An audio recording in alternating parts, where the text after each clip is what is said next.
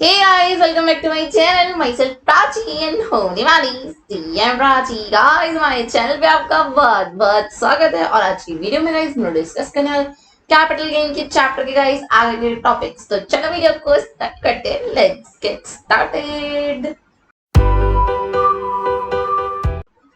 तो गाइस आज compulsory acquisition के बारे में मैं आपको बताने वाली हूँ। कंपलसरी एक्विजिशन का मतलब होता है कोई भी आपके प्रॉपर्टी को जबरदस्ती ले लेता है, और ये हक सिर्फ गवर्नमेंट के पास है। जबरदस्ती सिर्फ गवर्नमेंट कर सकती है आपके साथ। तो अगर आपकी प्रॉपर्टी जबरदस्ती गवर्नमेंट ले चुकी तो गाइस वो पक्का आपको कंपनसेशन देगी, और वो कंपनसेशन पक्का टैक्सेबल होगा 100%। तो उसको आपको रिकॉर्ड करना रहेगा जब भी आपको पहली इंस्टॉलमेंट रिसीव होगी। फॉर एग्जाम्पल आपको 1 करोड़ रुपए मिलने वाला है ना, तो जरूरी नहीं गवर्नमेंट एक बार में आपको 1 करोड़ दे पाए। वो बोलेगी कि मैं 3 इंस्टॉलमेंट में दूंगी। तो जो पहली इंस्टॉलमेंट रिसीव हो रही है उसमें आपको पूरा 1 करोड़ का टैक्स पे करना है। ऐसे नहीं कि मैम ये रिसीव नहीं हुआ तो उसका टैक्स कैसे पे करूं। No guys, you have to pay tax in first instalment itself. Okay, is that clear? आगे बढ़ते हैं। इंडेक्सेशन जो रहता है वो मिलता है हम लोग को कंपलसरी एक्विजिशन में। खुश हो जाओ, ठीक है। इनहांस कंपनसेशन बहुत इंपॉर्टेंट है, बहुत बहुत बहुत इंपॉर्टेंट है। ये पूरा चैप्टर ही इंपॉर्टेंट है। मतलब मैं तो 10 बार एक ही बात रिपीट नहीं करती हूँ, तो आप लोग एक बार में ही ध्यान से सुना करो और वीडियो को 2 बार देख लिया करो, ठीक है। नहीं तो टीचर्स की आदत होती है 20 बार एक बोलते, दैट्स उनका लेक्चर 300 आवर्स का हो जाता है और मेरा सिर्फ 30 आवर्स का रह जाता है, because I used to say at once only, ठीक है। तो देखो, इनहांस कंपनसेशन का मतलब आप कंपनसेशन रिसीव आपको, but you are not satisfied with that. You are like, ठीक है रिसीव हुआ है, इतना कम बिल्कुल नहीं, मेरे को अपनी चप्पल घिसना है, आई मीन कोर्ट जाना है। तो वैसे अगर आप कोर्ट जाओगे तो आपकी चप्पल घिसेगी। एनहांस होगा आपका कंपनसेशन, शायद अगर हो जाता है तो आपको रिसीव जब भी होगा तब आपको टैक्स पे करना पड़ेगा इनकम फ्रॉम अदर सोर्स में। ध्यान रखना, और कॉस्ट ऑफ एक्विजिशन इसमें निल होती है, निल। आपकी चप्पल की घिसने की कॉस्ट हम नहीं ले सकते। We are sorry for that. Nature हमेशा वो होगा जो नॉर्मल का था। अगर ये लॉन्ग टर्म थी तो ये भी लॉन्ग टर्म होगा, अगर ये शॉर्ट टर्म थी ये भी शॉर्ट टर्म होगा। इजी, ठीक है। एनी इंटरिम ऑर्डर, अगर गवर्नमेंट कोई भी इंटरिम ऑर्डर देती है तो उसमें कैपिटल गेन नहीं लगता है जब तक फाइनल ना हो जाए order. Tax on enhance compensation, compensation के ऊपर जो टैक्स लगता है वो हमेशा तब लगता है जब वो रिसीव होता है। रिसीवर क्या आता है? जब रिसीव होता है। एग्जाम्पल गाइज, मिस्टर एक्स जो हैं उनकी प्रॉपर्टी में एनहांस कंपनसेशन उनको चाहिए था। 10 साल से केस लड़ रहे थे, 11वें साल में उनकी डेथ हो गई। अब उनका बेबी था, उनको मिला 15th ईयर में, उनके बेबी को मिला, क्या मिला? Enhance compensation. अब तो मिस्टर एक्स नहीं रहे, अब कौन लेगा वो पैसा? तो उनका बेबी लेगा। उनका जो बेबी ले रहा है ना, वो बेबी जो है वो रिसीवर है। अगर वो रिसीवर है तो he will be liable to pay tax on enhance compensation. जो रिसीव करता है वो ही लायबल होता है टैक्स पे करने के लिए, ठीक। फिर रिड्यूस कंपनसेशन, गाइस हो सकता है कि आप चप्पल घिस घिस के गए हो कंपनसेशन बढ़ाने और वो कम हो जाए। सोचो गाइस, आप इतनी मेहनत कर रहे थे बढ़वाने के लिए बट वो कम हो गया, क्या करोगे? तो फिर आपका टैक्स रेट से कंप्यूट करना पड़ेगा और फिर आपको वापस टैक्स मिल जाएगा अगर आपका कम कम हो गया होगा तो, ठीक है। कुछ कुछ एग्जम्पशंस मिली है। अगर आप इंडिविजुअली एचयूएफ हो और आपका अर्बन एग्रीकल्चर लैंड है तो उस केस में आपको वो लैंड एटलीस्ट 2 साल पहले तक यूज करते रहना है, जब कंपलसरी एक्वायर हुआ से पहले। कंसिडरेशन जो रिसीव है वो आपका ऑन और आफ्टर 1/4/2004 होना चाहिए, ठीक है। उस दिन या उसके बाद होना चाहिए, तब कैपिटल गेन उस केस में नहीं लगता है। फिर से याद करो मेरे साथ, सबसे पहले आपका कोई एग्रो वाला जो लैंड होता है वो होना चाहिए अर्बन एरिया में, ठीक है। उसके बाद वो जो रहता है, आप 2 साल से आप या आपकी फैमिली सब यूज कर रहे होंगे उसका एग्रीकल्चर पर्पज के लिए, वो जो रहेगा वो ऑन और आफ्टर 1/4/2014 होना चाहिए, 2004 सॉरी होना चाहिए। तब आपको उस पर कैपिटल गेन पे करने की जरूरत नहीं पड़ेगी, ठीक है। अब बहुत इंटरेस्टिंग टॉपिक आ गया गाइस। ये एक एक स्लाइड और एक एक टॉपिक, एक एक क्वेश्चन आता है एग्जाम में, तो ध्यान से पढ़ो सबको एकदम मन लगा के। Joint development agreement, joint development agreement का क्या मतलब होता है? एक बार क्या होता है ना कि मिस्टर एक्स जो रहते हैं ना, वो रहते हैं ना, वो आराम से अपने घर में बैठे रहता है, एक फ्लोर का उनका घर रहता है, वो बैठे रहते हैं, सोचते रहते हैं काश मैं अपने घर का 4-5 फ्लोर बना पाता तो रेंट आता है इसमें से। उतने में पेपर में ऐड आता है कि डेवलपमेंट करने के लिए अगर किसी को अपने लैंड देना तो वी आर हियर, ऐसा करके लैंड ऐसे पेपर में न्यूज आता है। वो देखते हैं, वो सोचता है लैंड तो है बट पैसे नहीं है कि मैं बना सकूं ऊपर फ्लोर्स। ठीक है, बिल्डर है, उनके पास लैंड नहीं है बट पैसे है फ्लोर बनाने के लिए। तो बिल्डर को उन्होंने अपने घर बुलाया, बैठ के बातचीत हुई, चाय नाश्ता हुआ। उसमें फिर कंक्लूजन निकला कि बिल्डर बोला आपके लैंड में मैं 5 फ्लोर बनाऊंगा, एक ऑलरेडी है 4 फ्लोर, 5 फ्लोर और बना दूंगा, मतलब एक है ऑलरेडी और 5 फ्लोर और बना दूंगा। जब मैं ये 5 फ्लोर बनाऊंगा तो आप इसमें से मेरे को 2 फ्लोर दे देना कोई भी, इसमें से मुझे 2 या 3 जितना भी उनका डील के हिसाब से 2 या 3 जितना भी घर है, फ्लैट्स बनाएगा ना वो, पर फ्लोर में एक फ्लैट्स बनाएगा, तो वो फ्लैट मुझे दे देना, मेरे खर्चा निकल जाएगा डेवलपमेंट का पूरा उससे, मैं उसको बेचूं या मैं उसको रेंट पे दूं वो मेरा हो जाएगा फिर। तो जो मिस्टर एक्स थे उनको तो विन विन सिचुएशन हो गया, उनको अपने लैंड पे रेंट चाहिए था, उनको रेंट मिल जाएगा, उनकी प्रॉपर्टी यूज भी हो जाएगी। बिल्डर को क्या चाहिए था कि मैं बिल्डिंग बनाऊं, मैं उसमें से पैसे कमाऊं, उसको भी मिल जाएगा, दोनों का फायदा हो रहा है। तो इसको बोलते हैं जॉइंट डेवलपमेंट एग्रीमेंट्स। ठीक है, इसमें इंडिविजुअल एचयूएफ आ सकते हैं। ठीक है, सेल्स कंसिडरेशन क्या लेंगे मैम, हम लोग सेल करेंगे अगर ये जो एक घर है अगर ये हम अपने बिल्डर को दे रहे हैं तो उसको क्या सेल कंसिडरेशन लेंगे। Point of view of mister x देखना है आपको, आप मिस्टर एक्स हो जिसका जमीन है, जिसकी जमीन आपकी है, तो आप तो सेल करोगे नहीं बिल्डर को, तो ये जो बिल्डर को सेल करने वाले हो वो कितने रुपए में करोगे। तो सेल कंसिडरेशन लेना है जब सर्टिफिकेट ऑफ कंप्लीशन कंप्लीट जब हो जाएगा आपका प्रोजेक्ट, तो कि स्टैम्प ड्यूटी वैल्यू लेंगे अपन जिस दिन कंप्लीट हुआ हमारा सर्टिफिकेट, जिस दिन अपन को रिसीव होगा उस दिन का। और उसमें अगर अपन कोई भी कंसिडरेशन रिसीव कर रहे हैं, रिसीव कर रहे इन द सेंस बिल्डर हमको कुछ पैसे दे रहे हैं 1 करोड़ रुपए, आप बोलोगे मैम क्या बात हुई, आप उसको घर बनाने के लिए दियो आपको पैसे देगा, दे सकता है गाइस, इसमें कोई वो नहीं है, दे सकता है।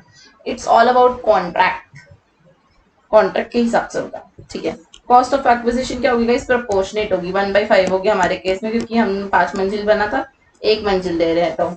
ठीक है, क्वेश्चन में क्लियर रहेगा, आपको टेंशन लेने की बात नहीं है। इंडेक्सेशन लेंगे गाइस तब तक का जिस दिन तक कंप्लीट हुआ है, जैसे कि समझ लो 2001 में आपने खरीदा था लैंड और आप डेवलपमेंट कब करा रहे हो 21 में, कंप्लीट 22 में हुआ, तो 2001 से लेके पूरा 22 तक का कंप्लीट जिस साल हुआ तब तक का आपको पूरा मिलेगा आपको इंडेक्सेशन। टैक्सेबल कब होगा, जब कॉम्पिटेंट अथॉरिटीज रहेगी वो इशू करेगी, तब जाके वो टैक्सेबल होगा। क्या इशू करेगी मैम, कंप्लीशन सर्टिफिकेट।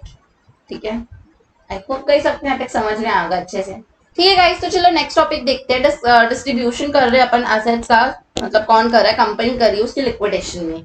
ठीक है, तो सबसे पहले पेमेंट करेगी वो आउटसाइड लायबिलिटी को, ऑब्वियस सी बात है गाइस, अगर आपने किसी से उधार लिया है तो सबसे पहले आपको उसको पे करना पड़ता है, एंड देन उसके बाद आप अपनी पर्सनल चीजों को देखोगे ना। ठीक है, तो सबसे पहले अपन आउटसाइड लायबिलिटी को पे ऑफ करेंगे। जो रिमेनिंग असेट्स रहेंगे, जो भी आपका असेट्स बचा है वो आप शेयर होल्डर को दोगे और कंपनी को दोगे। अब सबसे पहले कंपनी का देखते हैं, अगर कंपनी के पास रहा तो सेल कंसीडरेशन और कॉस्ट ऑफ एक्विजिशन हमेशा की तरह सेम रहेंगे, एफएमवी एंड जो भी नॉर्मल जिस पे खरीदा होगा वो। ठीक है, टैक्सेबल कब होगा, जिस दिन आप असेट को सेल करोगे, ऑब्वियस बात है कंपनी जब भी सेल करेगी एसेट को तभी तो टैक्सेबल होगा ना।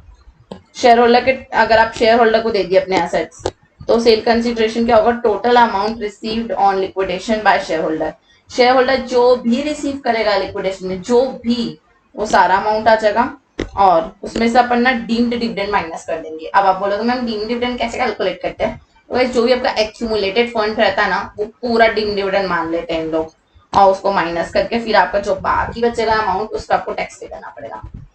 ठीक है, अब आप बोलोगे मैम बच गए हम तो, डीम्ड डिविडेंड माइनस हो गया। नो गाइस, उसको हाई रेट में टैक्स पे करना पड़ेगा, कहीं से नहीं छोड़े आपको, चिंता मत करो। हम बोलोगे ओ yes you can do that. ठीक है, चलो गाइस एक फ्लो चार्ट पढ़ते हैं जल्दी से। कंपनी अंडर लिक्विडेशन, एक कंपनी थी बेचारी, जा रही थी गाइस, वो नहीं रही हमारे बीच अब नहीं रही। ठीक है, तो उसने क्या किया, वो सोचे कि चलो मैं अपने सारे कैपिटल एसेट ना मार्केट में बेचूंगी। आज क्या मार्केट में था, पूरा एसेट बेच दिए, हमने बोला अरे जा रहे हो बेचने, जाओ जाओ बेचो, टैक्स तो देते जाओ, जितना भी रिजर्व है वो पूरा डीम डिविडेंड मान लेंगे हम लोग, उसमें हमको डिविडेंड डिस्ट्रीब्यूशन टैक्स है, याद रखना, बच नहीं पाओगे आप कहीं से भी। उसके बाद जो भी कैश दिए हो शेयर होल्डर को, हम देख रहे हैं, अंधे नहीं है, ठीक है, शेयर होल्डर जो रहेगा वो पे करेगा, उसके पास जो भी कैपिटल असेट आएगा उसके ऊपर, यहाँ पे देखिए ना अभी कैपिटल असेट रिसीव हो रहा है जो, वो शेयर होल्डर के यहाँ पे टैक्सेबल होता है, ठीक है। अब डिस्ट्रीब्यूशन कैपिटल एसेट, हमने क्या क्या कैपिटल एसेट बोला, शेयर होल्डर तुम ही ले जाओ, हाँ मार्केट में बेचते रहेंगे तुम रख लो।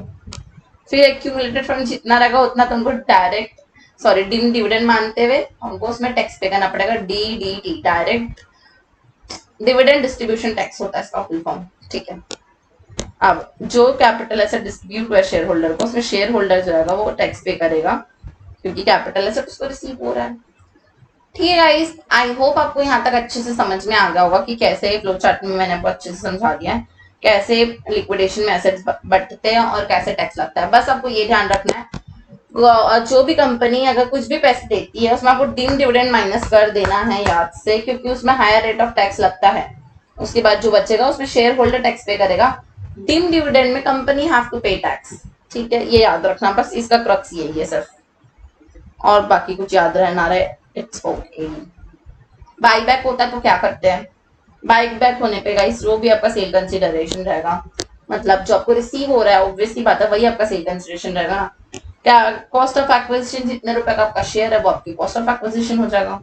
टैक्सेबल उस दिन होगा जिस दिन आप वो एसेट को परचेज करोगे, because we are buy back, मतलब हमने हमारे सामान को वापस खरीद लिया, जो हमारा था वो हमारा ही रहेगा, ठीक है। तो अपन जो भी सिक्योरिटी परचेज किए वही हमारा टैक्सेबल रहेगा और उतने अमाउंट का ही अपन उसके ऊपर टैक्स पे करने वाले हैं, ठीक है। अब HUF पार्टीशन हो जाता है तो क्या होता है, एक HUF था वो बेचारा टूट गया, चूर चूर हो गया, सब मेंबर बट गए, चाचा चाची अलग, बुआ भाभी अलग, ये अलग वो अलग वो अलग सब अलग हो गया। सेल कंसिडरेशन जो भी रिसीव होगा, कॉस्ट ऑफ एक्विजिशन जो भी HUF के हाथ में वो एसेट का कॉस्ट था वो माना जाएगा, एसेट जो भी कॉस्ट HUF के हाथ में था वो माना जाएगा। Cost of index, cost of acquisition क्या होगा, जो भी मेंबर के हाथ में रहेगा वो इंडेक्स कॉस्ट रहेगा, ये नॉर्मल कॉस्ट है ये इंडेक्स कॉस्ट रहेगा। इंडेक्स कॉस्ट ऑफ इंप्रूवमेंट क्या होगा, जो भी खर्चा लगा है, अगर आपको HUF में कुछ खर्चा लगा तोड़ने में, लीगल चार्जेस ये वो, तो वो सब इसमें आ जाएगा। ये मेंबर के हाथ में जब होल्ड करते तब इंडेक्सेशन लगता है और नॉर्मली जब रहता है तब HUF के हाथ में जो भी कॉस्ट रहेगा वो लगेगा। समझ गए ना गाइस, सबसे ज्यादा मेन इसमें ये है, ये समझे कि नहीं समझे, आई डोंट नो आप लोग समझे कि नहीं। ये बोलना चाहती हूँ मैं कि जो भी एसेट था वो HUF के पास था, HUF बना, वो अपने मेंबर को दिया ये एसेट, तो इन मेंबर के हाथ में, मेंबर जिस दिन तक उसको होल्ड करेगा उतने दिन का ही अपन इंडेक्सेशन लेंगे, भले उसके बाद फिर मेंबर उसको सोल्ड कर दे कुछ भी कर दे, यहाँ पे पार्टीशन हो गया ना तो मेंबर तो यहीं तक था वो, इसके बाद तो वो इंडिविजुअल बन जाएगा, ठीक है। तो ये तारीख तक इतने दिन का ही इंडेक्सेशन मिलेगा, उसके बाद अगर आप यहाँ तक होल्ड कर रहे हो, यहाँ तक होल्ड कर रहे हो, फिर जाके यहाँ पे सेल कर रहे हो, तो ये जो टाइम पीरियड है इसका इंडेक्सेशन आपको नहीं मिलने वाला, ये समझा रही थी मैं, अब आ गया होगा समझ में। एक और वर्ड वाला एग्जांपल ले लेते, 2000 में आपने HUF का मेंबर बने, आप वाइफ को मान लो, ठीक है, आपकी शादी हुई 2000 में तो आप मेंबर बन गए वहां पे। 2005 में HUF का क्या हुआ, पार्टीशन हो गया, तो आप 5 साल थे ना मेंबर, तो ये 5 साल का आपको इंडेक्सेशन मिलेगा। 2008 में आपने सेल किया एसेट, तो 2008 में जब सेल करोगे तो इंडेक्सेशन वहां तक का मत ले लेना, 5 तक का ही लेना, क्योंकि आप मेंबर सिर्फ 5 तक के थे, 5 साल के लिए मेंबर थे तो 5 साल का इंडेक्सेशन लेना है, 8 साल का मत लेना, ठीक है। क्वेश्चन देखेंगे प्रैक्टिकल होगा तो, बुक में जितना क्वेश्चन है सब सॉल्व करवा ही रही हूँ मैं, टेंशन क्या, ठीक है। नेक्स्ट वो टॉपिक देखते हैं, withdrawal of exemption. Withdrawal of exemption का मतलब गाइस, कैपिटल एसेट जब सेल होता है ना तो हम उस समय ना आपको छूट देते हैं कि अगर आप ये करोगे तो ठीक है छूट ले लेना, अच्छा ऐसा करो ओके एग्जम्पशन ले लो, बट अगर उसकी जो कंडीशंस रहती है वो आप फुलफिल नहीं करोगे तो आपसे वो एग्जम्पशन छीन ली जाएगी, आपको नहीं मिलेगी वो एग्जम्पशन। तो क्या है विड्रॉल ऑफ एग्जम्पशन, व्हेन, कब, transfer before expiry of 8 year, 8 साल का गाइस इसमें अपन को लॉक इन पीरियड रहता है। आपको लॉक इन पीरियड नहीं तोड़ के जाना। अगर आप 8 साल से पहले सेल कर दिए तो फिर you are liable to pay tax under capital gain. इसके केस में होल्डिंग से सब्सिडी और सब्सिडी से होल्डिंग के बीच में अगर ट्रांसफर हो रहा है तब याद रखना ये वाला केस इसी इनके ऊपर ही एप्लीकेबल है, क्योंकि हर जगह का लॉक इन पीरियड अलग अलग होता है। यहाँ का 8 साल है।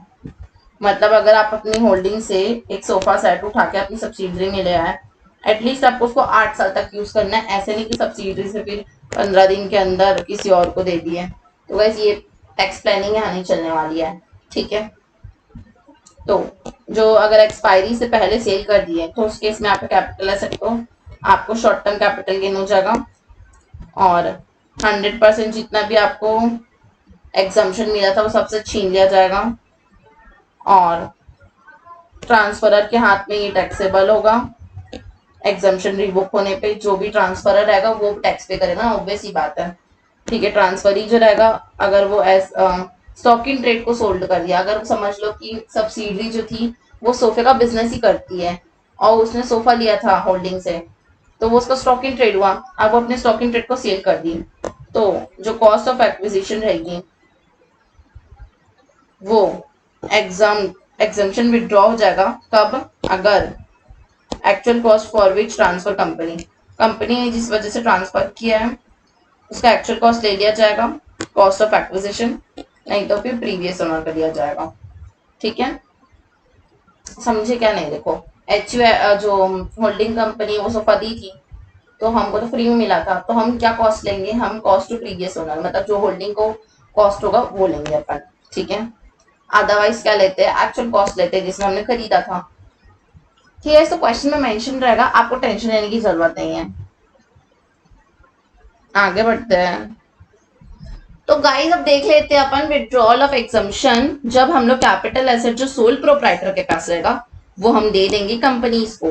तो गाइस जब अपन सोल प्रोप्राइटर में कोई एसेट रखते हैं और वो अगर अपन कंपनी को देते हैं तो उसको ट्रांसफर नहीं माना जाता है, बट हम मान लेंगे ट्रांसफर। कब मैम? देखते हैं, चलो। अगर आपने कोई कोई कंडीशन को फुलफिल नहीं की ना तो हम मान लेंगे कि आपका ये जो ट्रांसफर है वो टैक्सेबल है। मैम प्लीज टैक्स मत लो, बस आप बता दो कि क्या करना है। बता रही हूँ, देखो सबसे पहले आपको क्या करना है, profit from sale of capital asset जो रहेगा ना वो हमेशा पीजीबीवी में टैक्स होता है। अगर टैक्स हुआ तो, अगर टैक्स होगा, अगर ट्रांसफर माना गया तो टैक्स होगा, टैक्स होगा तो पीजीबीवी में होगा, ठीक है। अब विड्रॉल ऑफ एग्जम्पशन, जो आपको एग्जम्पशन मिली वो विड्रॉ हो जाएगी तो क्या होगा? जो भी आपको बेनिफिट मिला था पहले वो अब आपके लिए डीम्ड प्रॉफिट मान लिया जाएगा। अब आप प्रॉफिट होगा तो प्रॉफिट पे टैक्स दो। जिस दिन आपने वॉयलेट किया कंडीशन उस दिन से टैक्स लगेगा। जो सक्सेसर है वो लायबल टू पे टैक्स होगा, मतलब जिसको रिसीव हो रहा है वो लायबल टू टैक्स होगा। हमेशा की बात है गाइस, इनकम रिसीव करोगे तब तो टैक्स पे करोगे, ठीक है। एकदम कॉमन सेंस की पॉइंट्स लिखे, इसमें कुछ याद करने का रखा ही नहीं है। इंडेक्सेशन का बेनिफिट तब तक मिलेगा जब तक सक्सेशन हुआ था, ठीक है। सक्सेशन जिस दिन टेक्स प्लेस हुआ था ना, मतलब जब ये वाला ट्रांसफर हुआ था, यहाँ तक की डेट का आपको इंडेक्सेशन मिलेगा। वॉयलेशन तक का नहीं मिलेगा, ट्रांसफर तक का मिलेगा, याद रखना हमेशा गाइस। कैपिटल के हर क्वेश्चन में सिर्फ आपको इंडेक्स कॉस्ट ऑफ एक्विजिशन में सबसे ज्यादा ध्यान देना रहता है। मतलब 99% अगर आप वहां सही कर दिए ना तो आपका 99% आंसर सही रहेगा, क्योंकि सेल कंसिडरेशन में ज्यादा वो नहीं है सोचने का। कॉस्ट ऑफ एक्विजिशन में इंडेक्सेशन का लेना है, उतना आप सीख गए ना तो आपका हाथ साफ होगा कैपिटल गेन में, याद रखना। चलो नेक्स्ट चीज देखते हैं, transfer of asset in amalgamation. आप ट्रांसफर कर रहे हो अपने शेयर्स को अमलगमेशन में। अमलगमेशन में ट्रांसफर होता है तो नीचे क्या रहेगा, प्रीवियस ओनर का अपन कॉस्ट लेंगे, क्योंकि गाइस इसमें अपन टैक्स नहीं लेते, इस ट्रांसफर को ट्रांसफर नहीं माना जाता है। दैट इज द रीजन हम लोग प्रीवियस ओनर का कॉस्ट लेते हैं। नेचर ऑफ एसेट भी जो अपना period of holding previous owner का रहेगा वही लेंगे अपन। इंडेक्सेशन लेंगे जब से acquired by SSC from amalgamating company, जब आप एक्वायर कर रहे हो अमलगमेशन से तब उसका तब तक का इंडेक्सेशन लेना है। कुल मिला के जब भी ट्रांसफर होता है ना तब तक का ही आपको इंडेक्सेशन लेना है हर क्वेश्चन में। दो ट्रांसफर होता है कैपिटल गेन में, याद रखना। एक ट्रांसफर नॉर्मल सा होता है और एक ट्रांसफर लास्ट में होता है। तो सेल कंसिडरेशन तो अपन ये वाला लेते हैं और इंडेक्सेशन यहाँ तक का लेते हैं, ध्यान रखना। अक्सर ऐसे टाइप के क्वेश्चन आने के ज्यादा चांस रहता है। तो आप फ्लो चार्ट बना के अच्छे अच्छे से सॉल्व करना क्वेश्चन, तो आप लोग के लिए बेटर होगा। कन्वर्जन गाइस, आपके पास डिबेंचर पड़े थे, आप सोचा बहुत कचकच हो रहा है डिबेंचर में, तो कुछ रिटर्न ही नहीं आ रहा, शेयर होल्डर लोग मस्त कमा रहे हैं ओनर बन के, मैं मेरे को भी ओनर बनना है। आपको ऐसे ख्याल आया, आप गए जाके अपने डिबेंचर को शेयर में कन्वर्ट करवा लिए। तो कॉस्ट ऑफ एक्विजिशन क्या होगा, जितने रुपए का डिबेंचर खरीदे थे, कॉमन सेंस की बात है, जितने का डिबेंचर खरीदोगे वही तो कॉस्ट होगा ना। पीरियड ऑफ होल्डिंग, जब से आप डिबेंचर को पकड़ो तब से आपको पीरियड ऑफ होल्डिंग होगा, कॉमन सेंस। इंडेक्सेशन भी तब से होगा जब से आपको शेयर अलॉट हुआ है, तब तक का ही होगा ना। जिस दिन आपको अलॉटमेंट हुआ है शेयर का तब तक का ही तो आपको जितना भी इंडेक्सेशन मिलेगा, उसके आगे का क्या ही मिलेगा। आई होप गाइज आपको अच्छे से क्लियर हो गया होगा पूरी चीजें। क्वेश्चन सबका बनाएंगे, आप टेंशन ना लो। आप बोलोगे मैम ऐसे मिक्स हो रहा है, मैम मैस हो रहा है, मैम खिचड़ी बन रही है, बनती है गाइस, मैं भी इंसान हूँ, मेरे में भी बनती है, बट क्वेश्चन सॉल्व करोगे तो सब ठीक हो जाएगा। जीरो कूपन बॉन्ड क्या होता है मैम, जीरो कूपन बॉन्ड जो रहते हैं उन लोग कौन इशू करता है, इंफ्रास्ट्रक्चर कंपनी इशू करती है। इसमें हमको कोई भी इंटरेस्ट नहीं मिलता है, इसमें टैक्स हमको रिडम्पशन में पे करना होता है, ये डिस्काउंट में इशू होते हैं। ये 4 पॉइंट तो मेरे को कोई नींद में पूछेगा तो भी बता सकती हूँ मैं, आपको भी ऐसे होना चाहिए अगर आप मेरे स्टूडेंट हो तो। सेल कंसिडरेशन मैम रिडम्पशन के टाइम का लेना है, कॉस्ट ऑफ एक्विजिशन हमेशा की तरह लेना है, जो प्रीवियस ओनर का होगा वही, या फिर जो एक्चुअल कॉस्ट होगा वो, दोनों में से कोई एक ही लेते हैं हमेशा। नेचर क्या होगा, लॉन्ग टर्म होगा, अगर 12 मंथ से ज्यादा है, 12 मंथ से ज्यादा है तो लॉन्ग टर्म होगा, 12 मंथ से ज्यादा है तो लॉन्ग टर्म होगा। इंटरेस्ट रेट कितना लगता है, 10%, 10%, 10% सिर्फ। इंडेक्सेशन मिलता है मैम, नो गाइस नहीं मिलता। ठीक है मैम। फिर tax in hands of company, hand company के हाथों में क्या लगेगा, कितना टैक्स लगेगा। मेच्योरिटी के टाइम पे गाइस जो भी आपने इशू प्राइस किया था ना डिस्काउंट में, उसको आपको पूरा एमोटाइज कर देना है अपने सालों में, क्योंकि आपका खर्चा था, तो आप अपने पूरे खर्चों को एमोटाइज कर दिए पूरे सालों में। आई होप गाइस आपको अच्छे से समझ में आ रहा होगा यहाँ तक, अब अपन आगे पढ़ने वाले जल्दी जल्दी जल्दी जल्दी जल्दी। तो गाइस ये बहुत इंपॉर्टेंट क्वेश्चन फिर आ गया, इसमें से क्वेश्चन बनता ही है, सारे का प्रैक्टिकल तो अपन करेंगे। देखो employ stock option, employ stock option आपको मिलता है इम्प्लॉय का स्टॉक वाला ऑप्शन। इम्प्लॉय स्टॉक ऑप्शन किसको मिलता है मैम, उनको मिलता है जिनको हम रिटेन करना चाहते हैं, मतलब हम अपने इम्प्लॉयज को देते हैं so that we can retain them. ठीक है, तो टैक्स अंडर सैलरी, सैलरी के अंदर टैक्स होगा ये। डिफरेंस बिटवीन कितना रहेगा, जिस दिन आपका एक्सरसाइज किए थे, जिस दिन आप 1 2 3 ईयर एक्सरसाइज नहीं, जिस दिन आपने शेयर लेने की बात को, हाँ मतलब आपने राइट को एक्सेप्ट किया था कि यस आई वांट, मतलब I want to purchase this share, जब आपने ये डिसाइड किया था, तो उस दिन जो भी आपका एफएमवी होगा उसको माइनस कर देना, आपको एज ए एम्प्लॉय जो मिल रहा है। मतलब मैम समझ लो गाइस, मैं आपके फर्म की कोई भी एम्प्लॉय नहीं हूँ, मैं मिस प्राची हूँ, ठीक है। अब मुझे शेयर चाहिए था, तो मैं क्या की, खरीदने गई तो मेरे को मिला 500 का, मेरी फ्रेंड एम्प्लॉय उसको मिल गया 200 में, ये जो 300 है वो तो आप टैक्स पे करोगे कि नहीं, आपने पैसे बचा, अरे बहुत बढ़िया, कंपनी ने बेनिफिट दिया, अरे बहुत अच्छे, टैक्स डिपार्टमेंट से नन ऑफ माई बिजनेस, मेरा टैक्स मुझे दे दो। तो जो 300 है उसमें you are liable to pay tax under salary head, is that clear. इसको टैक्सेबल परक्यूसिट्स की कैटेगरी में ले लेना, ठीक है। सेल कंसिडरेशन हमेशा की तरह गिवन रहेगा, क्वेश्चन में छाप देना। कॉस्ट ऑफ एक्विजिशन हमेशा याद रखना कि जिस दिन एक्सरसाइज किया उस दिन की एफएमवी लेना है, जिस दिन एक्सरसाइज किया उस दिन की एफएमवी लेना है। क्वेश्चन में इतना सारा नंबर दे देगा ना, आप कंफ्यूज हो जाओगे, बट आपको दिमाग में रिटर्न करके रखना है कि मेरे को एफएमवी लेना है एक्सरसाइज लेने वाली। कैपिटल गेन लगेगा इम्प्लॉय के हाथ में, इम्प्लॉय जो रहेगी अगर उसको गिफ्ट या वेल में मिल रही है ये चीजें, तब क्या लोगे, सेल कंसिडरेशन तब लेना आप मार्केट वैल्यू जिस दिन उसको गिफ्ट मिला है। अगर आपको कोई भी गिफ्ट मिलता है या वेल में मिलता है शेयर्स जो कि ईसॉप वाले थे, तो उस केस में आपको जिस दिन गिफ्ट मिलेगा उस दिन की मार्केट वैल्यू लोगे आप। इज दैट क्लियर, आगे बढ़ते हैं। फिर से गाइस मोस्ट इजी टॉपिक आ गया हमेशा की तरह, so easy. Bonus share, bonus share में हमेशा आपको 2 डेट याद रखना है। अगर आप बिफोर हो 1/4/2001 से पहले पुरानी बातें हैं, तो गाइस आपको एफएमवी ऑन द डेट लेते थे बोनस शेयर का अपन, और अगर आप अभी की बात करो लेटेस्ट, तो अभी कुछ भी नहीं लेते, इसकी कोई वैल्यू नहीं होती है। पहले के ज़माने में 2001 से पहले के ज़माने में फेयर मार्केट वैल्यू ली जाती थी, बट अब तो कुछ नहीं लेते अपन।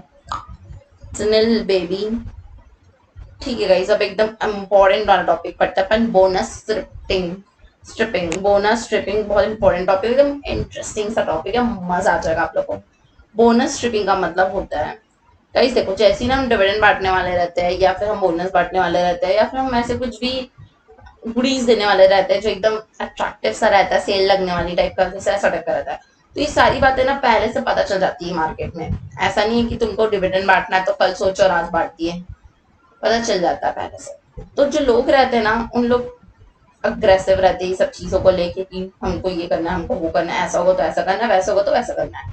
ठीक है, तो ये रिकॉर्ड डेट है जिस दिन फाइनल हुए कि बोनस दिया जाएगा।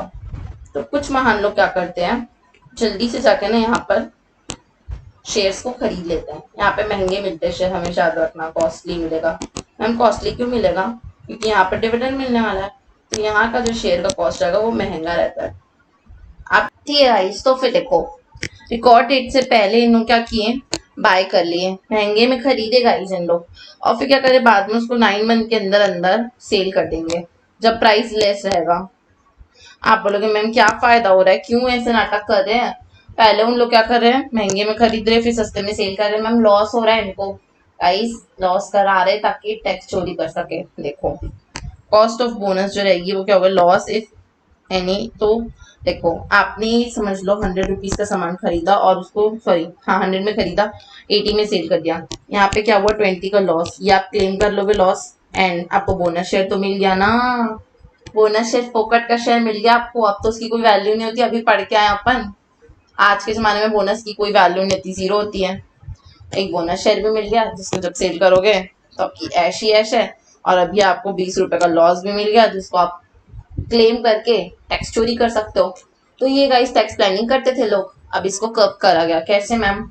अब क्या करते हैं, कॉस्ट ऑफ बोनस जो रहेगा वो जो आपको 20 रुपए का लॉस हुआ वो तो बिल्कुल भी नहीं है, कोई भी लॉस रहेगा हम इग्नोर कर देंगे, हम जानते ही नहीं कि आपको कोई लॉस हुआ है।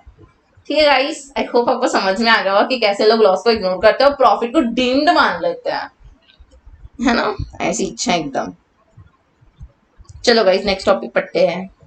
तो गाइस हम लोग डिस्कस करने वाले थे कि right share, right entitlement and right renouncement क्या होता है। तो चलो देखते हैं। सबसे पहले गाइस जो राइट शेयर्स होते हैं ना, वो शेयर्स ऐसे होते हैं जो कंपनी हमको राइट देती है, बिकॉज गाइज हम उनके इतने समय से शेयर होल्डर है, हम इतने लॉयल है, हम उनके साथ है, that's why the company give us right, मतलब एक हक देती है जिसमें वो अपन डिस्काउंटेड रेट में बोलती है कि आप शेयर्स खरीद सकते हो हमसे।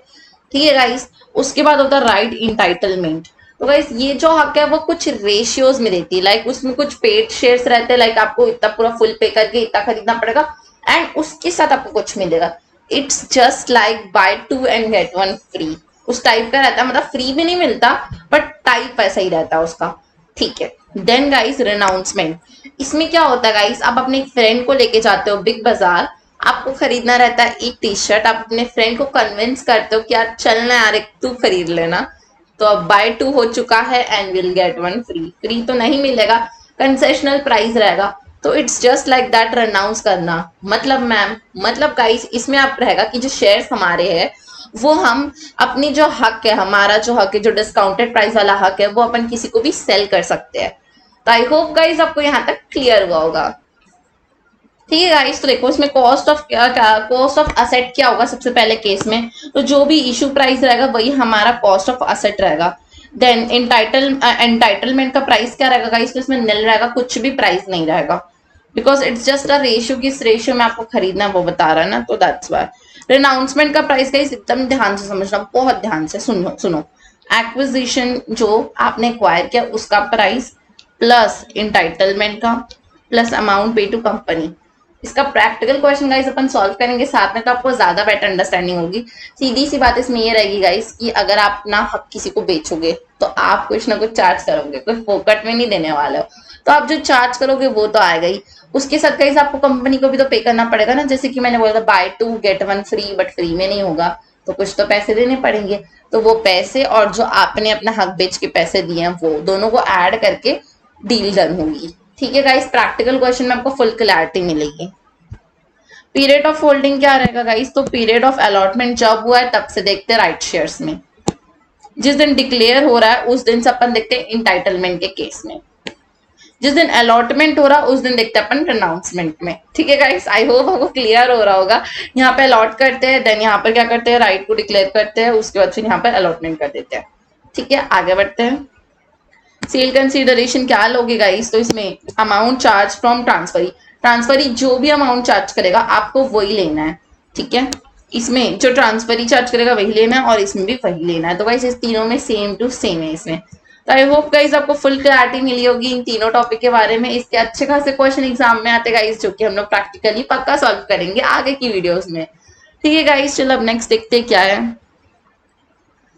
तो गाइस देखो, नेक्स्ट टॉपिक है हमारा transfer of equity shares allotment at the time of incorporation of recognised stock exchange. मतलब गाइस जब अपना स्टॉक एक्सचेंज इस दुनिया में आया था तो वो इनकॉर्पोरेट जब हुआ था, तब जो भी हम ट्रांसफर करते हैं इक्विटी का वो देखना है अपन को। तो प्रिटी मच इजी। देखो, कॉस्ट ऑफ एक्विजिशन क्या होगा, ओरिजिनल मेंबर का जो रहेगा वही तो रहेगा ना गाइस। ट्रेडिंग का कॉस्ट उस समय कुछ भी नहीं रहता, क्योंकि ट्रेड करने का कोई कॉस्ट नहीं होता।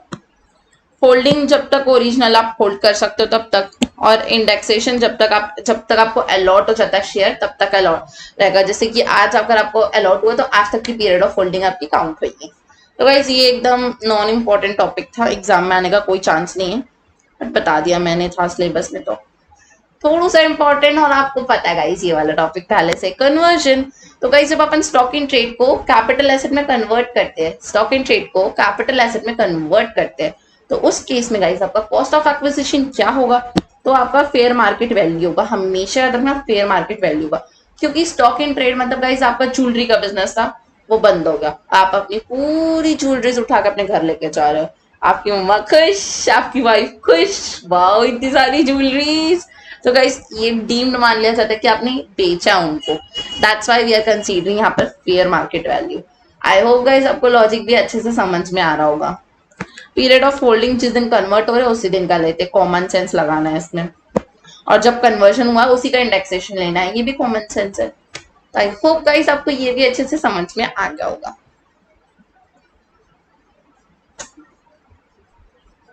अब गाइस हम लोग पढ़ेंगे transfer of shares in demerger company. जब डीमर्जर होता है तब उस केस पे कैसे होता है। ठीक है, तो देखो कॉस्ट ऑफ शेयर्स क्या होगा, ये आपकी रिजल्टिंग कंपनी है और ये आपकी डीमर्जर कंपनी है। मतलब मैं एक कंपनी जब टूट के 3-4 कंपनी बन जाती है, ए कंपनी थी कैपिटल है, अब वो small A B C D बन गई, 4 कंपनी बन गई। तो जो small A B C D है वो लोग क्या हुए, रिजल्टिंग कंपनी, और ये बड़ी वाली डीमर्जर कंपनी हुई। ठीक है, तो कैसे लेंगे देखते हैं। कॉस्ट ऑफ शेयर्स क्या लोगे, जो भी कॉस्ट आएगा उसको बुक वैल्यू सबको इंटू कर देना है। Number of company before demerger, जो नेटवर्थ था आपकी कंपनी का बिफोर डीमर्जर वही लेना है आपको। और नेटवर्थ क्या लोगे, जो भी आपका शेयर्स रहेगा उसमें आपको जनरल रिजर्व को ऐड कर देना है। ठीक है, डीमर्जर कंपनी में क्या लोगे, जो ओरिजिनल शेयर रहेगा वही तो लोगे ना, रिजल्टिंग कंपनी का जो दोगे उसको माइनस कर देना। कॉमन सेंस है गाइस, आपके पास 100 चॉकलेट्स थी, आपने 20 दे दी तो कितनी बची, 80। So easy. ठीक है, नेचर ऑफ एसेट कैसे डिटरमाइन करोगे, तो गाइस पीरियड ऑफ होल्डिंग से ही हम लोग हमेशा डिटरमाइन करते हैं कि क्या होगा nature of asset. From the date of acquisition of original asset, जिस दिन आपके ओरिजिनल एसेट एक्वायर हुए, कौन सी कंपनी एक्वायर की होगी, डीमर्जर कंपनी, जब ओरिजिनल शेयर एक्वायर किए तब से लेके अपन को पीरियड ऑफ होल्डिंग देखना होता है। इंडेक्सेशन क्या होगा गाइस, तो रिजल्टिंग कंपनी में क्या होगा, जिस दिन रिजल्टिंग कंपनी से एसएससी लेगा वो होगा, और जब ओरिजिनल से लेके रिजल्टिंग कंपनी तक जाएगा तो वो डीमर्जर कंपनी का होगा। कॉमन सेंस की बात है। ठीक है गाइस, तो आई होप आपको ये पूरी चीज अच्छे से क्लियर हो गई होगी। अब अपन आगे बढ़ते हैं।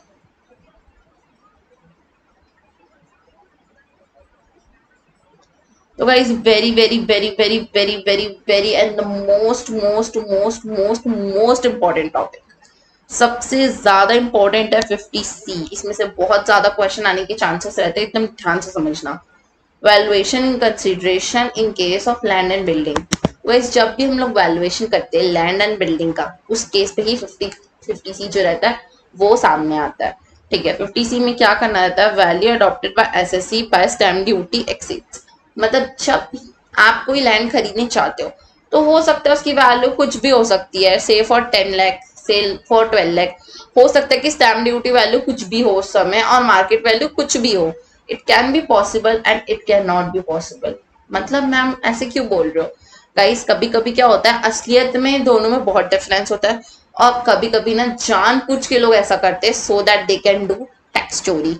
ठीक है गाइस, तो टू एलिमिनेट टैक्स चोरी 50C आया हमारे बीच में। तो 50C क्या करता है, ये क्या करता है आपको बताता है कि आप कितना तक का वैल्यू ले सकते हो फॉर, अगर आपका stamp duty value and sale consideration, stamp duty value and sale consideration में डिफरेंस होगा तो आप कितने तक का, कितना मार्जिन आपके पास कि आप ले सकते हो सेल कंसिडरेशन।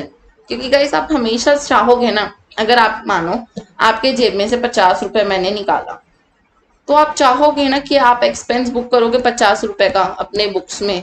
आप थोड़ी ना बोलोगे कि नहीं 20 रुपीज बस बुक करना है, 50 नहीं करना है। ये कोई बात नहीं होती। ठीक है, दैट इज द रीजन कि हम लोग जब कैलकुलेट करते हैं तो हम हमेशा चाहेंगे कि सेल कंसिडरेशन को ही टेकन फॉर द अकाउंट करे। बट ऐसा हमेशा पॉसिबल नहीं है, बिकॉज स्टैम्प ड्यूटी वैल्यू के हिसाब से चलना पड़ता है, क्योंकि गवर्नमेंट जो उनको टैक्स स्टैम्प ड्यूटी वैल्यू में चाहिए, क्योंकि उनको पता ना आप शैतान हो, आप टैक्स चोर हो एक नंबर के। That is the reason. ठीक है, तो इस वजह से गाइस हम लोग को 110 ऑफ एक्चुअल कंसिडरेशन, मतलब अगर आपके आपके जेब से 100 रुपए निकले तो इसका 10% जो कि 10 रुपए होता है, उतना तक आप कह सकते हो कि ठीक है उतने तक आप ले सकते हो। मतलब उतना डिफरेंस अगर आपकी वैल्यू में और स्टैम्प ड्यूटी वैल्यू में दोनों में उतना डिफरेंस है सिर्फ 10% का, तो you can take sale consideration. But अगर वो 11% भी हो गया ना, तो you have to take sale consideration, not you have to take stamp duty value. It is compulsory to you कि आपको स्टैम्प ड्यूटी वैल्यू पे ही टैक्स पे करना पड़ेगा, उसके बाद आप कुछ भी लो, none of our business. I hope guys सबको अभी तक का पूरा भाषण अच्छे से समझ में आया होगा कि हमारे झगड़ा क्या चल रहा है। लाइक हम चाहते हैं कि हम स्टैम्प ड्यूटी वैल्यू ले या हम सेल कंसिडरेशन ले, इनके बीच में से फाइटिंग हो रही है और हमको जिताना है सेल कंसिडरेशन को। बट 50C आया है प्ले में, जो बोलता है अगर इन दोनों का बीच का डिफरेंस 110 तक का होगा तो सेल कंसिडरेशन जीत जाएगा, बट अगर डिफरेंस ज्यादा हुआ तो स्टैम्प ड्यूटी वैल्यू जीतेगा। ठीक है, तो वैसे कुछ एग्जांपल देख लेते हैं सो दैट आपको अच्छे से क्लियर हो जाए। सबसे पहले एग्जांपल में गई 6,25,000 6.25 लाख जो है वो स्टैम्प ड्यूटी वैल्यू है आपका, और एक्चुअली आपने कितने में डील डन की है 6 लाख में। आपने कहा गवर्नमेंट को, गवर्नमेंट मैंने 6 लाख रुपए में सेल किया। गवर्नमेंट इज लाइक वाई 6,25,000 रुपए मार्केट रेट चल रहा है, तुम क्यों इतने सस्ते में सेल कर रहे हो। वो बोला ग्राहक नहीं मिल रहा था हमको। तो गाइस उसका 110% निकालो, इसका तो कितना आ रहा है 6.6, और आपने तो 6 में ही सेल किया ना, और स्टैम्प ड्यूटी वैल्यू कितनी आ रही है 6.25 आ रही है। मतलब ये जो है स्टैम्प ड्यूटी वैल्यू कम है। आप ज्यादा से ज्यादा कितने में सेल कर सकते हो 6.6 में आप सेल कर सकते हो। ठीक है, बट अभी तो आप किस में कर रहे हो, अभी आप 6 में ही कर रहे हो। ठीक है, और आप 6.6 तक कर सकते हो। स्टैम्प ड्यूटी वैल्यू कौन सी है 6.25 है। आपको देखना है कि stamp duty value actual consideration and उसकी 10% तक अपन ले सकते हैं। तो देखो गाइस सबसे पहले अपना 6 लाख था, उसका 10% कैलकुलेट करना, कितना आएगा 6.6 आएगा। अब आप चेक करो कि स्टैम्प ड्यूटी वैल्यू कितना है, उसके अंदर अंदर है ना, तो आप सेल कंसिडरेशन ले सकते हो। ठीक है, देन नेक्स्ट एग्जाम्पल में देखते हैं। आपने 6 लाख में सेल किया, इसका 10% निकाले तो कितना आया 6,60,000। आप कितने में सेल कर सकते थे, अगर ये इसके अंदर आता तो सेल कर सकते थे, बट गाइस ये तो ज्यादा है 6.7 है, स्टैम्प ड्यूटी वैल्यू ज्यादा, आप सेल कंसिडरेशन बहुत कम ले रहे हो, तो इट्स नॉट एक्सेप्टेबल। आपको स्टैम्प ड्यूटी वैल्यू पे टैक्स पे करना पड़ेगा, इसमें आपको टैक्स पे करना पड़ेगा। उसके बाद गाइस क्या हुआ कि आप ना बोले ये क्या नाटक है, मैं सच में इतने में सेल किया, मैं सच में 6 लाख में किया हूँ, मैं नहीं टैक्स चोरी कर रहा हूँ, कैसे जबरदस्ती करते हो। तो गाइस उस केस में आप रेफर कर सकते हो वीओ को, वैल्यूएशन ऑफिसर के पास आप जाके बोल सकते हो कि वैल्यूएशन ऑफिसर प्लीज आप देखिए और मेरा टैक्स कम कराइए, देखो सच में मेरा एक्चुअल कंसिडरेशन यही है, मैं इतने में ही सेल किया, मैं कोई टैक्स चोरी नहीं कर रहा हूँ। तो उस केस में गाइस आप देख सकते हो स्टैम्प ड्यूटी वैल्यू 10 लाख थी, आपने एक्चुअली 5 लाख में सेल किया, तो उसका 5% निकालेंगे तो कितना है 5,50,000। वैल्यूएशन ऑफिसर कह दिया कि ये वैल्यू तो 9 लाख की होनी चाहिए, मतलब वैल्यूएशन ऑफिसर भी आपके साइड नहीं है, वो बोल दिया 9 लाख की होनी चाहिए और ये लोग 10 लाख कर रहे थे। तो इस केस में गाइस आप वैल्यूएशन ऑफिसर की बात मान लोगे। क्यों मानेंगे? क्योंकि गाइस सोचो ना, फायदा ही हो रहा है आपका। पहले आपको 10 लाख पे टैक्स पे करना पड़ता, अब आपको 9 लाख पे भी करना पड़ रहा है, तो फायदा क्या हुआ? 9 लाख। तो यू विल टेक 9 लाख। आगे बढ़ते हैं, अभी थोड़ा एडवर्स एग्जाम्पल भी आएगा। एक बार क्या हुआ कि स्टैम्प ड्यूटी वैल्यू वाला बोला कि 12 लाख है, 12 लाख है। आप बोले अरे नहीं, स्टैम्प ड्यूटी वैल्यू ये नहीं हो सकती, मेरे को वैल्यूएशन ऑफिसर पास जाना है। आप वैल्यूएशन ऑफिसर के पास गए, वो बोला है 12 लाख नहीं, 13 लाख की। तो रेट और बढ़ गया। अब आप रो रहे नहीं मैं 13 लाख पे नहीं दूंगी करके। तो उस केस में गाइस आप 12 लाख में दे सकते हो। ठीक है, तो आप 12 लाख में दे देना। ठीक है, रोने की जरूरत नहीं है। तो आई होप गाइस आपको क्लियर हुआ होगा यहाँ तक कि कैसे अपन देखते हैं, और 50C के कॉन्सेप्ट 100% आपको क्लियर हो गया होगा। अब आगे बढ़ते हैं। तो गाइस अगर आपके कोई शेयर्स है जो कि अनकोटेड है, बेचारे कोट ही नहीं हो पाए, तो उस केस में गाइस आप फुल वैल्यू ऑफ कंसिडरेशन लेते हो उनकी वैल्यू को, फुल वैल्यू ऑफ कंसिडरेशन लेते हो उनकी वैल्यू को। अनकोटेड में आप ले सकते हो प्राइवेट कंपनी के शेयर्स। ठीक है गाइस, एमसीक्यूज में आ सकता है, दैट इज द रीजन। ये छोटे छोटे पॉइंट में आपको बता देती हूँ मैं। देन गाइस अब आता है सेल्फ जनरेटेड एसेट्स। फिर से एक इंपॉर्टेंट टॉपिक है गाइस, एकदम ध्यान से सुनना। सेल्फ जनरेटेड एसेट्स वो एसेट्स होते हैं गाइस जो असली में नहीं होते और आप उसको खुद से बनाते हो। जैसे गाइस अगर अपन घर में कुछ खाना बनाते हैं तो वो सेल्फ जनरेटेड कचौड़ी, समोसा, आलू गंडा, जलेबी एंड ऑल होते हैं। ठीक है, तो सेल्फ जनरेटेड एसेट्स क्या होते हैं? जो खुद से हम बनाते हैं। जैसे कि गाइस गुडविल हो गई, आप खुद की बना रहे हो। ट्रेडमार्क हो गया, आपने कुछ स्पेशल चीज बनाई, ट्रेडमार्क आपके नाम का। टेनेंसी राइट, आपने कोई राइट दिया किसी को यूज करने का। लूम ओवर्स मतलब मशीन यूज करने का टाइम दिया, तो लूम ओवर्स। रूट परमिट मतलब गाइस परमिट मिलती है, इस रूट से आप ही जा सकते हो, बट आपके बदले अगर कोई जाता है तो आप उसको चार्ज पे करना पड़ता है। ठीक है। Right to carry business and profession, आप किसी को दे सकते हो कि थोड़े दिन के लिए तू संभाल ले, उसके बदले पैसे दे दे मेरे को। Right to manufacture process and production, तो ये सारे टाइप के सेल्फ जनरेटेड एसेट्स होते हैं। इनकी नंबरिंग को ध्यान देना गाइस, नंबरिंग से आगे मैं आपको कुछ बताने वाली हूँ। ठीक है, तो देखो सेल्फ जनरेटेड एसेट जो होते हैं उनका कॉस्ट क्या होगा? उनका कॉस्ट हमेशा कॉस्ट ऑफ परचेस होता है। जिस कॉस्ट पे अपन खरीदते हैं वही उसका कॉस्ट ऑफ एक्विजिशन होता है। बट गाइस ये हमेशा ना, अगर आपने खुद बनाया है तो वो नील होगा। बिकॉज गाइस अगर आप घर पे कचौड़ी बना रहे हो तो आप थोड़ी ना कह सकते हो कि मैंने 10 रुपए की कचौड़ी खरीद के लाई। नहीं guys, there is lot of difference. जो कचौड़ी बनाने वाला है उसका काम ही यही है, उसको सस्ते में ही मिलेगा सामान, तो वो 10 रुपए में सेल कर सकता है। बट अगर आपने कचौड़ी बनाई है तो वो 10 में आप कभी नहीं सेल कर सकते, because you are customer, you are buying maida for ₹20 per packet and he is buying maida at ₹12 और 8 और 10। So how you can compare with them? So you can't. ठीक है, तो सेल्फ अगर आपने कुछ बनाया, आपने सेल्फ जनरेटेड केक भी बनाया ना गाइस, तो वो कम से कम 2000 रुपए का होता है और लोग उसको कंपेयर कर देते 300 रुपए के केक से मार्केट के। तो गाइस सेल्फ जनरेटेड एसेट की हमेशा कॉस्ट नील होती है, बिकॉज वो कंपेरेबल ही नहीं होता। बट अगर आपने खरीद के लाया है, आपने मार्केट से एक रेड वेलवेट केक खरीद के ले आया 300 रुपए का, तो वो उसका प्राइस रहेगा 300, तो आप 300 ले सकते हो उस केस में, कॉस्ट ऑफ एक्विजिशन। ठीक है, अब सेल्फ असेट जो रहते हैं गाइस, अगर आपने उसको एक्वायर किया 1 अप्रैल 2001 से पहले, 1 अप्रैल 2001 से पहले अगर आपने एक्वायर किया है तो उसका आपको एफएमवी लेना है, फेयर मार्केट वैल्यू लेना है आपको। बट गाइस उसके बाद अगर आपने लिया तो आप कुछ नहीं ले सकते। गाइस ऐसे प्रोविजन चेंज हो गया।